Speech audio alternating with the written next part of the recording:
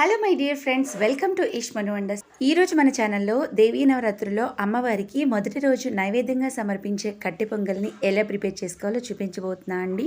Video last వరకు చూడండి. ఎవరైనా ఫస్ట్ టైం చూస్తున్నట్లయితే ప్లీజ్ లైక్ చేయండి.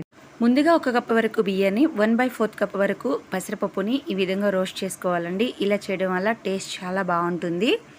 ఇలా రోస్ట్ చేసుకున్న బియ్యాన్ని పప్పుని ఒక 2-3 టైమ్స్ నీట్గా వాష్ చేసిన తర్వాత డబల్ క్వాంటిటీలో వాటర్ని యాడ్ చేసుకుని కుక్కర్లో కుక్ చేసుకోవాలండి. చూడండి, ఈ విధంగా మెత్తగా కుక్ చేసుకోవాలి. అప్పుడే కట్టె పొంగల్ అనేది మనకి పర్ఫెక్ట్గా వస్తుంది.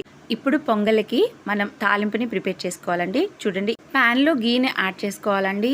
గీ లేదా ఆయిల్ కూడా యాడ్ చేసుకోవచ్చు, లేదు అంటే 2 ఈక్వల్గా కూడా యాడ్ చేసుకోవచ్చు. ఇప్పుడు ఇందులో పచ్చిమిర్చి, అల్లం ముక్కలు, అలాగే జీడిపప్పు, మిరియాలు, ఎండుమిర్చిని కూడా యాడ్ చేసి మంచిగా వేయించుకోవాలండి. ఆ తర్వాత ఇందులో కరివేపాకును కూడా యాడ్ చేసుకోవాలి. మంచిగా వేయించుకున్న తర్వాత ఇందులో లాస్ట్లో మనం కొద్దిగా పసుపును యాడ్ చేసుకోవాలండి. పసుపు అనేది పూర్తిగా ఆప్షనల్.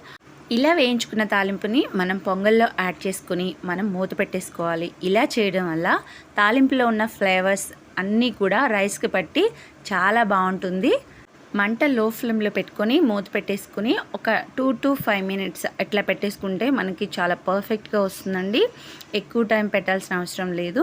వీడియో ఎవరైనా ఫస్ట్ టైం చూస్తున్నట్లయితే ప్లీజ్ తప్పకుండా లైక్ చేయండి. వీడియోని మీ సలహాలు సూచనలు తప్పకుండా కమెంట్ చేయండి. మనకి పొంగల్ అనేది రెడీ అయిపోయిందండి. సర్వింగ్ బౌల్లోకి సర్వ్ చేసుకుందాం. మొదటి రోజు అమ్మవారికి నైవేద్యంగా సమర్పించే కట్టె పొంగల్ని మీ ఇంట్లో కూడా ప్రిపేర్ చేసి అమ్మవారి ఆశీస్సులు పొందాలని మనస్ఫూర్తిగా కోరుకుంటున్నాను. మన ఛానల్లో 9 ప్రసాదాలని 1 by 1 పోస్ట్ చేయబోతున్నానండి. వీడియో తప్పకుండా లైక్ చేయండి. మరిన్ని వీడియోస్ కోసం మన ఛానల్ని తప్పకుండా సబ్స్క్రైబ్ చేయండి. Thank you so much. Thanks for watching my video.